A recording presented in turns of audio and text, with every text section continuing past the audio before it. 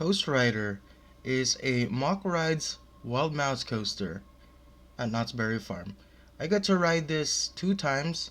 Last time I rode it, but I didn't get a chance to review the ride. This time I have the chance to review this ride. Now, before we get started, this clip is used from Bored Families, so um, this is a footage from him and not me. So I always don't have time to film my own off-ride footages whenever I go to theme parks. I'm always in a hurry. But this is a Mack Rides Wild Mouse coaster. Not so many of these are in parks. I know there's one at King's Dominion with the Apple Zapple coaster, and there's the Project Technic coaster at Legoland, California. So they have quite a bit of these, but they're just not being built right now. So I don't see any new coasters by Mack Rides that they're gonna be building a Wild Mouse coaster. But anyway, without any further ado, let's let's get to the Coast Rider review at Knott's Berry Farm. As you leave the station, you will then do a left-hand turn or right-hand turn. No, I think it's right-hand turn. You go up this lift hill, and it's not too high. As you crush to the top, you will do a left-hand turn, and then this is where you're gonna proceed to your first drop of the coaster. The drop isn't really that steep. It is your just classic drop that your families may enjoy, your little ones. It's not really like a too steep. It doesn't really go too fast. So just to pick up a little bit of speed on the coaster, but it was an absolutely enjoyable drop. Followed by the first drop, you will then go to a second hill. You'll hit the brakes. You will then start to do these classic wild mouse tight curves.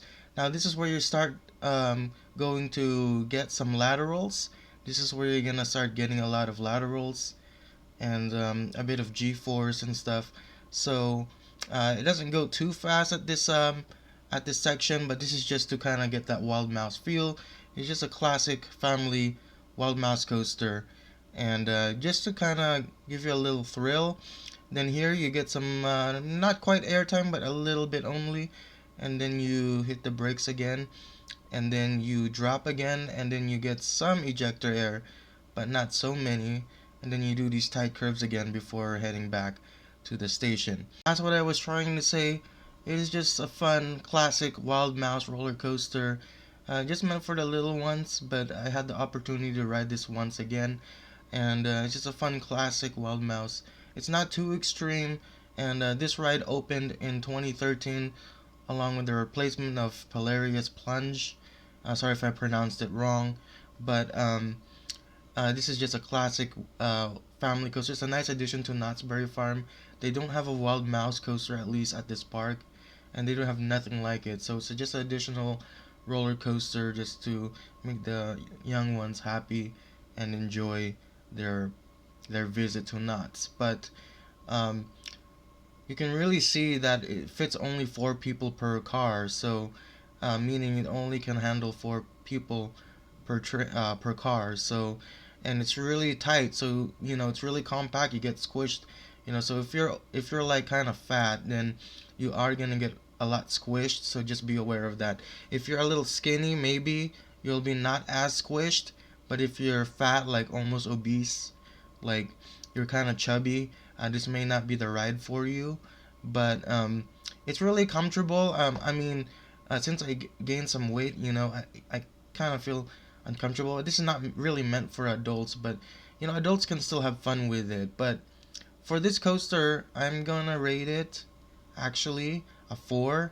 Now, if it was for comfort, maybe if the cars were a little bigger, then maybe for like the Gersla or bobsled coaster trains, maybe those are more comfortable. I haven't ridden one yet, but according to what it looks like the trains are more spread out. So like when you sit there, like one person has its own leg room, and then like the other one has its own space or something. So probably something like that. But this is a wild mouse, so I would have rated it higher if the cars were a little bit bigger. But according to the track type and the way it was designed, this was um, too compact. It was like I'm getting squished all the time.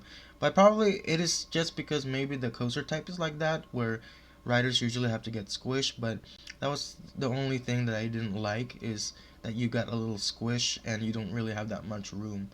But um, but other than that, it's pretty much a fun roller coaster. So I would have, like what I said, I would have rated higher if it was had bigger cars or something.